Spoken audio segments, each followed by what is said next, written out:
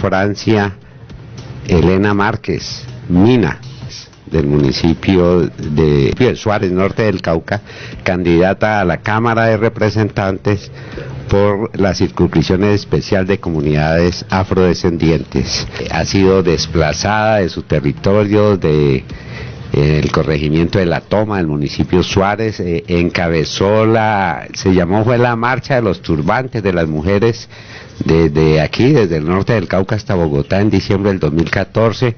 En el 2015 recibió un premio internacional nacional de derechos de paz, pero otorgado en Suecia por derechos humanos. Derechos humanos. ¿Qué dije? Sí. Derechos humanos. De manera que el reconocimiento que ha tenido Francia en esa lucha de muchos años por la defensa de sus paisanos, de todos nosotros, de la gente del norte del Cauca, ha sido muy reconocida y ahorita se presenta como candidata a la Cámara de Representantes. Ojalá llegue y bienvenida a Proclama del Cauca. Bueno, muy complacida de estar aquí. Un saludo cordial a toda la audiencia de Proclama del Cauca, a la gente nortecaucana que ha estado resistiendo, que ha estado defendiendo el territorio y la vida, a las mujeres negras de la movilización, que se llamó Movilización de Mujeres Negras por el Cuidado de la Vida y los Territorios Ancestrales, a la gente que defiende el medio ambiente, que defiende el territorio como espacio de vida. Como lo decía la compañera, acabamos de salir de un encuentro con mujeres afro, indígenas, campesinas, urbanas, muy bonito. Se veía pues el toque femenino ahí en ese encuentro, con mucha ancestralidad, con mucho de lo que somos, ¿no? De lo que somos como mujeres que decidimos cuidar la vida y parir la vida.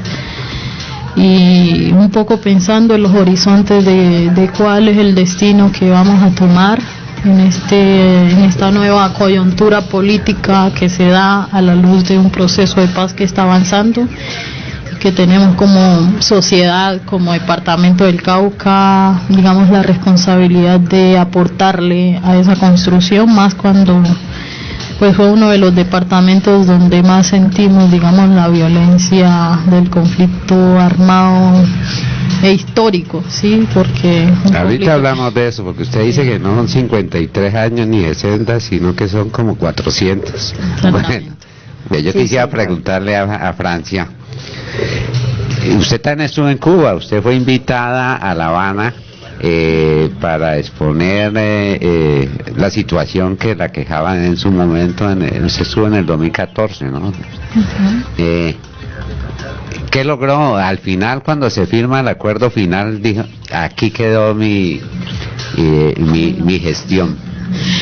Bueno, pues yo creo que yo fui allá, a mí me invitaron como Francia Márquez, yo fui desplazada de acá del norte del Cauca en 2014, y por esos hechos victimizantes que he vivido, por defender la vida, por defender el territorio, por evitar que la comunidad de La Toma fuera desplazada de su territorio porque privilegiaron los derechos de unas empresas multinacionales y negaron el derecho a la comunidad, yo empecé a recibir muchas amenazas de muerte de los rastrojos, de Águilas Negras, de Bloque Capital, yo y el Consejo Comunitario, varios líderes, digamos. Y en 2014, cuando llegó la minería, que realizamos esa movilización, que llegó de hecho aquí a Santander, donde murieron varias personas en esas minas, a cosa que antes nunca la minería ancestral ocasionó, y la destrucción que vimos como el territorio se estaba destruyendo en la cara de la institucionalidad, ¿sí? Porque digamos de aquí a donde estaban esos frentes mineros, de aquí el casco urbano allá, 10 minutos. Eso es urbano. Sí, exactamente. Y digamos por denunciar toda esa actividad, antes de eso nosotros habíamos logrado en La Toma que una sentencia ordenara la suspensión de unos títulos mineros otorgados a Héctor Sarria y a Anglo-Gold Ashanti, a Cosigo Resort, a varias empresas multinacionales poderosas, sí, porque Anglo-Gold Ashanti es la tercera empresa más grande del mundo en explotación minera. Yo instauré esa acción de tutela con el apoyo de algunos abogados y por eso apenas salió la sentencia y yo empecé a recibir amenazas de muerte. De gente que empezó a amenazarnos y a decirnos que nosotros estábamos estancando el departamento del Cauca porque no permitíamos la entrada de las empresas multinacionales. Después de eso, yo subí a la representación legal del Consejo Comunitario La Toma y por ende llegó la minería que se estaba haciendo aquí en Santander. Después de ese desastre que hubo, que murieron 13 personas, se expandieron las retroexcavadoras en todo el norte del Cauca por obra y gracia del Espíritu Santo y llegaron allá al río Ovejas. Las mujeres de allá fueron a sacar las máquinas y cuando fuimos a sacarlas, los mineros terminaron amenazando a la comunidad. Claro. Bueno, el asesinato del hermano del alcalde de Buenos Aires ocurrido hace un mes, tiene que ver con eso, ¿no es cierto? ¿O es No, digamos que pues yo no sabría a ciencia cierta decir cuáles fueron los hechos lamentables que ocasionaron que hoy 2 personas de un territorio mineros ancestrales hayan perdido la vida en un atentado. Sí, yo no podría decir cuáles fueron los hechos, sin embargo yo tengo que decir que la minería en este norte del Cauca en los últimos años ha sido un factor de mucha violencia, y digamos que por esas razones yo fui invitada a La Habana. Claro. Yo fui invitada para hablar más de cómo el modelo económico, más allá también del conflicto armado, estaba propiciando violencias y desplazamiento también al interior de las comunidades. Entonces a mí me invitaron para que fuera a hablar del desplazamiento de Francia y yo dije que no, yo voy a hablar de lo que le pasa a la comunidad negra en este país, porque para nosotros, como pueblo afrodescendiente, el conflicto armado no empezó hace 60 años, y lo he dicho muchas veces, empezó hace 400, 500 años, desde que fuimos secuestrados en África y traídos acá. No ha pasado un día en que nosotros no hayamos vivido una violencia sistemática y estructural que todavía sigue siendo parte de ese racismo estructural y de las consecuencias de lo que fue la colonización. Digamos que este conflicto contemporáneo de ahora es una consecuencia del conflicto histórico, ¿sí? Entonces yo fui a La Habana para hablar de eso, efectivamente me escucharon ahí. Yo llevé una carta de la Autoridad Nacional Afrocolombiana que se le entregué a Iván Márquez y Humberto de la Calle, donde la comunidad afro pedía la participación y sobre todo pedían que el proceso de paz no significara el desmonte de los derechos ya adquiridos. ¿Sí? ¿Me explico? Que claro, la consulta pero previa el capítulo étnico que quedó en el registro en el acuerdo de paz, digamos, si se aplica, reivindica. Digamos que producto de muchos lobbies, de muchas reuniones, porque el gobierno se negó a garantizar la participación de los pueblos étnicos en el proceso de paz. Sí, el gobierno dijo que no había necesidad de que como pueblos afrodescendientes participáramos porque el acuerdo era entre 2 partes en conflicto, olvidando que las víctimas desproporcionalmente y que éramos el centro del proceso de paz y sobre todo afrodescendientes habíamos sido parte de ese conflicto y por tanto la construcción de esa paz pues tenía que garantizar una participación real de cómo hacer la paz en esos territorios. Fueron muchas foros, reuniones, incidencias, procesos, movilizaciones, de hecho, que hicimos para que efectivamente el gobierno tomara la decisión de garantizar que se pudiera participar. Producto de eso, entonces hicimos todo un proceso, se hizo un documento de 60 páginas, después uno de 20 que terminó a última hora, sí, como también a última hora fue hecha la ley 70 cuando la constituyente del 91, a última hora permitieron que se colocaran 3 páginas en el acuerdo que es el capítulo étnico para la paz. Pues nuevamente con Francia Elena Márquez Mina, nuestra candidata del norte del Cauca a la Cámara de Representantes por la circunscripción especial afrodescendientes, el 301, buscando la Y del Yurumangui. ¿Qué es eso, Adri? Bueno, digamos que la Y es, digamos, es un símbolo que representa al Consejo Comunitario del Río Yurumangui, y digamos que lo hemos llamado la Y para que la gente se ubique fácil en el tarjetón. Y esto porque nosotros recibimos el aval de este consejo comunitario. Es un consejo comunitario que está en el Valle, en Buenaventura, hace parte de uno de los ríos más importantes de Buenaventura, y la gente que ha estado ahí ha estado resistiendo también en contra de la implementación de cultivos de uso ilícito, en contra de la minería, al igual que comunidades del norte del Cauca y de otras regiones del país. Como candidata a la Cámara, Francia, a usted le toca recorrer todo el país entonces, porque es circunscripción nacional, ¿no? Sí. Usted es muy buena para eso porque usted ha estado en los Estados Unidos, en Europa, usted ya ha recorrido todo el mundo. No todo el mundo, pero sí, digamos que ya estoy acostumbrada a viajar, pues, aunque a veces es un poquito haciendo política. Fatigoso. A usted la conocimos hace años porque practicaba las artes, el teatro, la música, la cultura ancestral. Me parece que usted estuvo en un Petronio. Sí, señor, estuve como en 4 Petronios. Ah, sí. ¿Cuál era su especialidad cultural? Bueno, yo cantaba, me gustaba mucho cantar, y bueno, también hacía teatro, más comunitario, pero sí cantaba con un grupo de Suárez que primero se llamaba Tambores de Salvajina.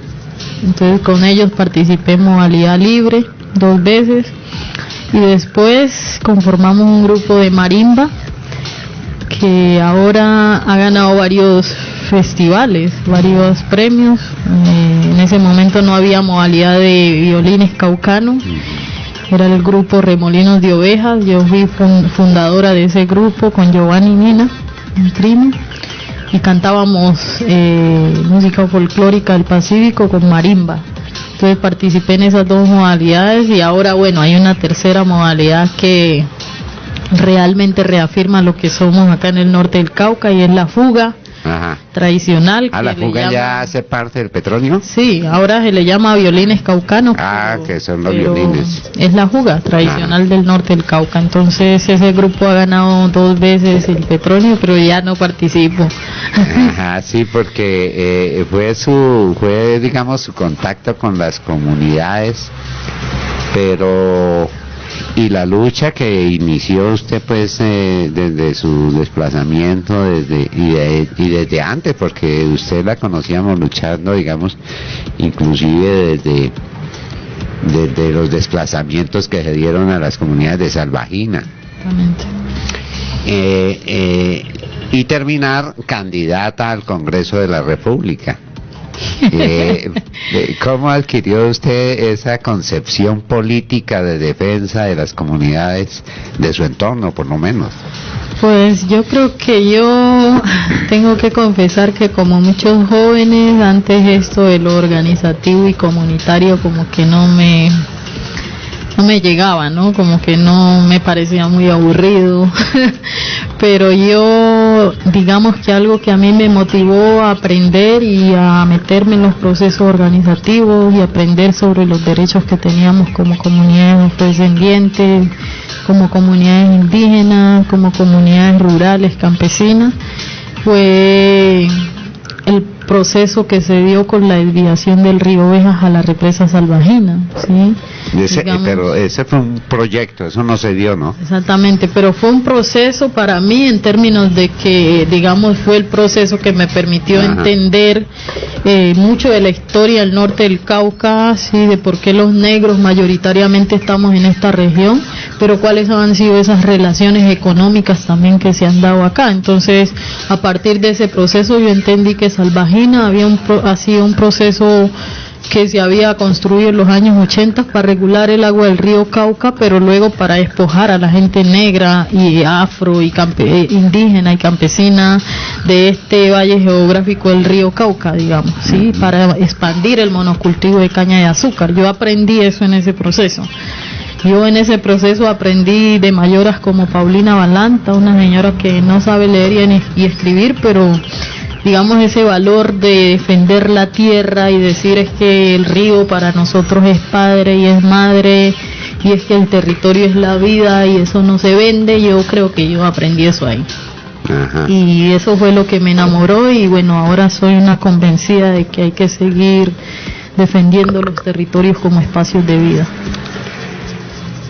La represa de la Salvajina, pues obviamente que el departamento del Cauca es dueño del agua, de uno de los territorios, dueños de los problemas que causó, de desplazamientos de la gente que vivía en esas áreas, dueño de todo y dueño de nada, porque todo se va, ¿no? Se fue. Sin embargo, supe que hace unos años, dígase unos 5, 6, 7 años, hubo una indemnización, sí hubo una indemnización para el municipio, a la administración municipal de Suárez, y posteriormente le compraron las acciones al municipio, porque ya el municipio tampoco hace parte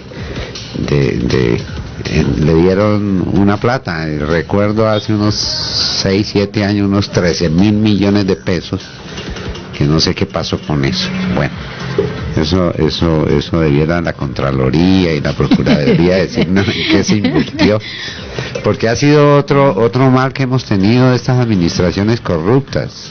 Efectivamente, yo creo que hay una política tradicional basada en la corrupción institucional, ¿sí? Basada no en cómo yo llego a esos espacios de representación para servirle a la comunidad, sino basada en cómo yo llego a ese espacio para hacer lo mío, ¿sí? Y yo creo que esa cultura es la que nos ha hecho tanto daño. Ha hecho daño en que hoy la gente no cree en la política, los jóvenes no creen en la política, pero ha hecho daño en que hoy la gente vive en condiciones miserables en muchos territorios. Y le pongo ejemplo, o sea, nosotros, a pesar de tener una represa Salvajina, La Toma no tiene agua potable, ¿sí? Hoy nosotros estamos tomando agua envenenada de las que nacen las quebradas, que mucha tiene mercurio por la actividad minera, ¿sí? Entonces es muy paradójico. Hoy en Suárez y Buenos Aires ahora mismo le están cortando la energía a la gente, están poniendo la energía a la gente 2 y 3 horas, sí, con una represa que supuestamente se hizo para generar energía y para generarle condiciones mejores a la gente, desarrollo, ¿no? En nombre del desarrollo nos construyeron ese embalse, en nombre del desarrollo expandieron el monocultivo de caña de azúcar en el norte del Cauca. Hoy la empresa de Occidente está, ni siquiera el derecho a que la gente tenga electrificación se lo están garantizando, ¿sí? Entonces las paradojas del desarrollo. Infortunadamente el poder económico, sobre todo, es así. Francia, digámosle a la gente como muy concretamente cuál es su proyecto político, no tanto así, bueno, cuál es su propuesta a desarrollar cuando sea representante a la Cámara, ¿no? Por el departamento del Cauca, no es más, por las comunidades afrodescendientes y por Colombia.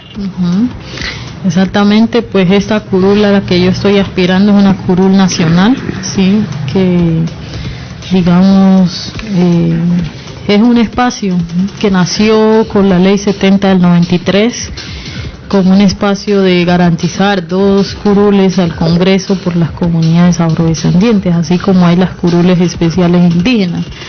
Sí, los últimos años lo que ha pasado es que esas curules la gente no ha tenido la voz ahí, o sea, como pueblo afrodescendiente, a pesar que se puso ese espacio para la representación legítima de nuestras voces, de nuestro sentir, de nuestros derechos, eso no estaba ahí. Ese espacio en los últimos años ha sido cortado por las mafias y por los partidos tradicionales. Sí, a tal punto que en este último periodo ni siquiera fueron caras negras las que llegaron a ese espacio de representación. Entonces hoy tenemos un desafío y una de las apuestas es recuperar esa curul para tener una voz legítima en el Congreso que empuje las demandas sociales de este país, que empuje los procesos de reivindicación de los derechos del pueblo afrodescendiente, ¿sí? Y ahí hemos planteado como uno de esos puntos entonces recuperar la participación política del pueblo afrodescendiente en este país, no solamente con esos 2 curules al Congreso. Nosotros somos 10 millones de gente negra y hoy en términos políticos no tenemos esos espacios de representación en las distintas instancias del Estado colombiano, ¿sí? A pesar que somos parte de este Estado, pues digamos hay unas estructuras que vienen producto de esa colonización que hoy no permiten que el pueblo negro tenga una voz que refleje su sentir, que refleje sus reivindicaciones como pueblo, y en eso queremos trabajar duro. Estamos haciendo este proceso muy desde abajo, desde la comunidad, no tenemos padrinos políticos, queremos que la maquinaria sea el pueblo, el mismo pueblo legítimo, con conciencia y con amor por lo que somos, que empuje este proceso. Y ahí hemos también pensado en cómo lo hacemos colectivamente, en cómo construimos colectivamente. Entonces hemos venido construyendo colectivamente unas propuestas. Hasta ahora vamos con 6 puntos. Primer punto es la garantía frente a la participación política de las mujeres para el goce efectivo de sus derechos. Y esto porque, bueno, hace 60 años se aprobó la participación política de las mujeres, ¿sí? Con el voto. Pero ese voto ha estado para legitimar esas maquinarias de la élite, esas maquinarias políticas que no reivindican los derechos de las mujeres, ¿sí? Si todas las mujeres en este país han sufrido múltiple violencia, yo creo que como mujeres negras, racializadas, discriminadas, mucho más. Sí, y entonces nos asiste pues nuestra responsabilidad, más yo siendo una mujer que he vivido muchos hechos victimizantes, pues ponerme al frente también para ayudar junto en forma colectiva con el resto de mujeres afros y no afros, empujar una agenda que nos permita dignificar nuestro pueblo y construir una paz con justicia social, una paz duradera y verdadera, ¿no? A propósito de eso, usted es miembro de la Comisión Nacional de Paz y Convivencia, ¿no? Sí, soy miembro del Consejo Nacional de Paz y Reconciliación. Cuya misión es hacerle seguimiento a la implementación de los acuerdos de paz. Efectivamente. Y ha trabajado en eso, ¿cuáles son los resultados? Pues ¿Qué podemos informarle a la nación cómo funciona esa Comisión Nacional? Sí, digamos que la Comisión Nacional de Paz y Reconciliación tiene varias instancias, unas instancias que son varios representantes comisionados. Por una parte, personas que son de la sociedad civil, que en este caso sectores sociales, afroindígenas, campesinos, estudiantes, religiosos, universitarios, académicos, todas las expresiones organizativas, ¿sí? Y por otra parte está la institución del Estado, quien encabeza ese espacio, el presidente, ¿sí? Hace 2 meses más o menos el presidente fue a hacer la instalación porque el Consejo Nacional sufrió una modificación a la luz del proceso de paz, ¿no? Entonces ahora una de las nuevas misiones es hacer seguimiento y monitoreo a la implementación del acuerdo, ¿sí? Y lograr porque se trabaje en términos de hacer una reconciliación y avanzar en la reconciliación entre colombianos y colombianas para que la paz efectivamente sea una realidad en este país. Entonces esas son como las misiones de ese consejo, y bueno, garantizar también que a los líderes, defensores y defensoras de derechos humanos no los sigan asesinando en este país. Apenas estamos iniciando ese trabajo, apenas se han conformado las comisiones y esperamos pues que se pueda avanzar. Este comité nacional tiene que impulsar los comités de paz y reconciliación a nivel los departamentales y a nivel municipales. Entonces yo creo que es una tarea bien ardua que tenemos para que pues esa paz que tanto hablamos y decimos la pongamos en práctica, digamos. Problema difícil porque, mire, el primer punto de esos acuerdos, la reforma rural integral, cuando se firmaron los acuerdos, yo no sé si usted sepa esto, que era lo que le quería comentar y lo voy a hacer aquí públicamente para que toda Colombia nos escuche. Cuando se firmaron el acuerdo final de paz en noviembre del 2016, inmediatamente la Superintendencia de Notariado y Registro intervino 16 oficinas de registro de instrumentos públicos. Las capturó, las intervino para un control directo. Yo he expresado en su momento, porque una de esas era Santander de Quilichao, Popayán, y en la costa otras 16 oficinas, y para hacerles aseo. Aquí hicimos en Santander de Quilichao una oposición muy grande a que llevaran la oficina de registros de instrumentos públicos, porque aquí reposa una historia muy grande sobre la propiedad de los terrenos. Nosotros sabemos que en los años 60, cuando llegaron los ingenios a industrializar, antes de los años 60 esto era un paraíso.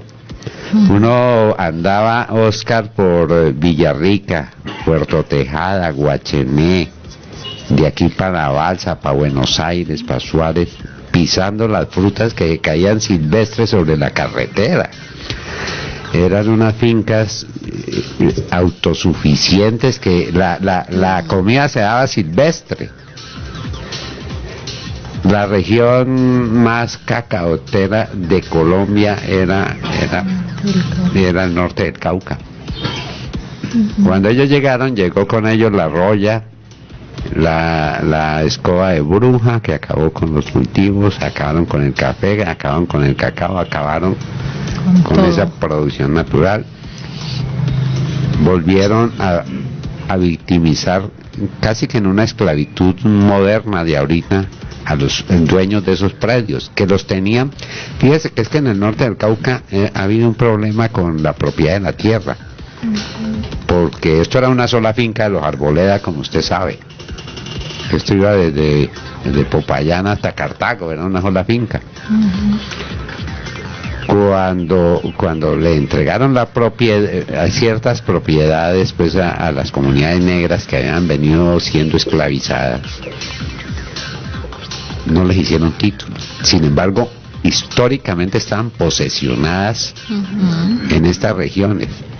Ahora que se firma la reforma rural integral, este señor, que hoy es el presidente, el coordinador, el dueño de la candidatura de Vargas Lleras, manda a recoger eso, a hacerle aseo a la historia predial del norte del Cauca. Yo no sé en qué quedó eso, pero se lo comento, porque las oficinas de instrumentos públicos de Caloto, de Puerto Tejada, se las llevaron para Bogotá, para Funza, en Cundinamarca, a un depósito allá, no sé qué estén, todavía le están haciendo aseo le pusieron, a digitalizar la información y no sé qué. Bueno, ¿qué opinas? No, yo con ese punto de la reforma rural integral yo tengo varias preocupaciones. Porque, y lo he dicho siempre, uno es que el proceso de paz no discutió el tema del modelo económico, y por tanto tampoco discutió el tema de la concentración de la tierra, que fue una de las razones por las cuales se ocasionó el conflicto armado en este país, ¿sí? Por las desigualdades que genera la concentración de la tierra, ¿sí?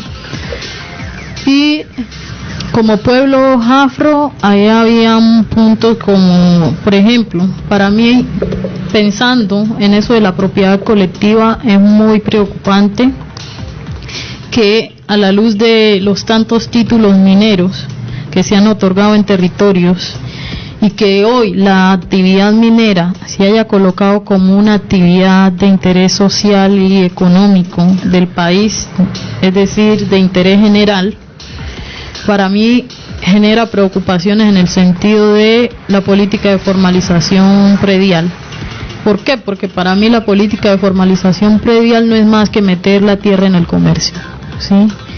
Y esa tierra que van a meter en el comercio son los mismos territorios donde ya hay títulos y contratos de concesión minera. Es decir, que esos títulos individuales no van a parar un proyecto minero. Un proyecto minero a gran escala en un territorio no lo van a parar. Por eso nosotros hemos venido hablando aquí en el norte del Cauca la necesidad de avanzar en titulación colectiva, que blinde y protege esos territorios y el despojo territorial a la luz de el tema de la minería, sobre todo, que sigue estando aquí en este país. Hay cientos de títulos mineros otorgados a grandes empresas multinacionales que hicieron su apuesta también en ese proceso de paz, no como solamente la dejación del conflicto armado, sino como su modelo económico les permite llegar a esos territorios donde antes no podían llegar con tanta facilidad porque el conflicto armado se los impedía. Entonces, digamos, para mí eso de la tierra, sí, digamos que hoy esos territorios que se llaman todavía baldíos son territorios que están ocupados por las comunidades, y esos son los territorios que van a meter en el fondo de tierras. Pero no se planteó que a nadie se le va a digamos, hacer una reforma agraria realmente que permita repartir la tierra equitativamente y proporcionalmente con la población colombiana, digamos. ¿Qué ha dicho el Estado de esa titulación colectiva? ¿Eso no está considerado dentro de la Ley 70? Digamos que es parte de la Ley 70, pero hoy hay un obstáculo para avanzar eso. La toma llevamos 4 años ya desde que hicimos la solicitud de titulación colectiva, y hoy no se ha avanzado en esa titulación colectiva, ¿sí? A pesar que el INCODER ha comprado algunas finquitas que se hizo en un proceso de una mesa de desarrollo territorial a comunidades afroindígenas y campesinas, pero eso no resuelve el problema estructural, porque el problema estructural en muchos territorios de acá tiene que ver con las concesiones mineras, con las concesiones de crear megaproyectos en esos territorios donde están asentadas las comunidades. Entonces, digamos que ahí mi preocupación del proceso de paz, que repito, no estoy en contra como otros, que sí es en contra porque para ellos es más lucrativo hacer la guerra que hacer la paz, es que tengo esas preocupaciones de que la paz no sea para nosotros, que la paz efectivamente no llegue a los territorios, y que la paz, como se está planteando, no garantice la permanencia de las comunidades en sus territorios. Yo no había analizado esa posibilidad. Pero es muy interesante la posición. Yo te quiero hacer una pregunta, Francia.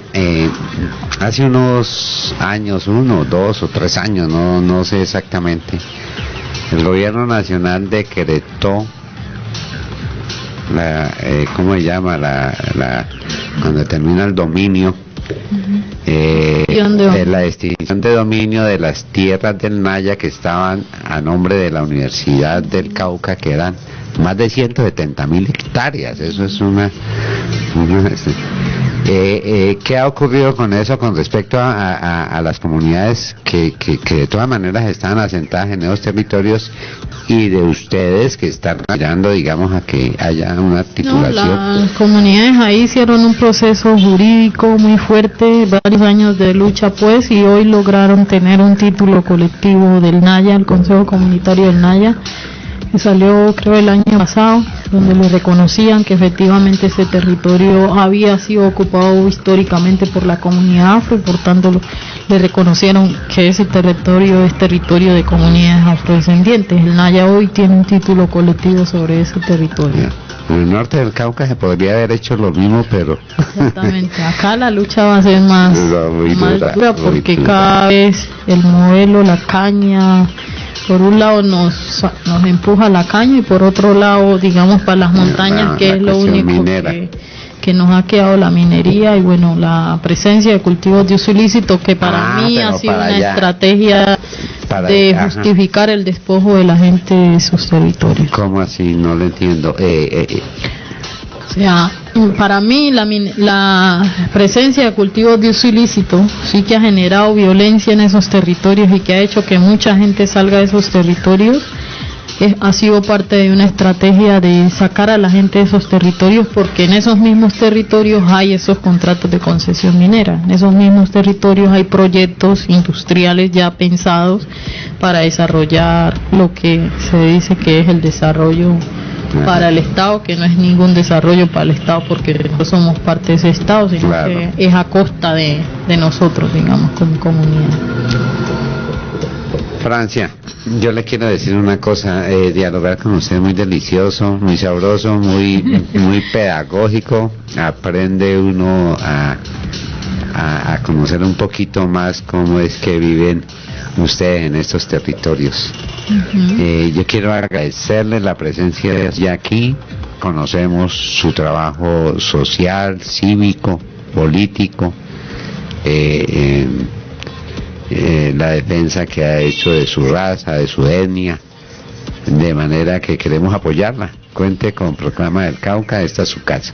Bueno, yo les agradezco mucho, que ustedes nos abran las puertas, porque efectivamente, digamos, un proceso alternativo como este que estamos haciendo difícilmente tiene espacios en medios nacionales, y por todo lo cooptado también que están esos medios, nunca van a difundir pues o permitir que personas como nosotros, de comunidades que resisten, de pueblos organizativos, de comunidades afro, puedan tener voces en esos espacios.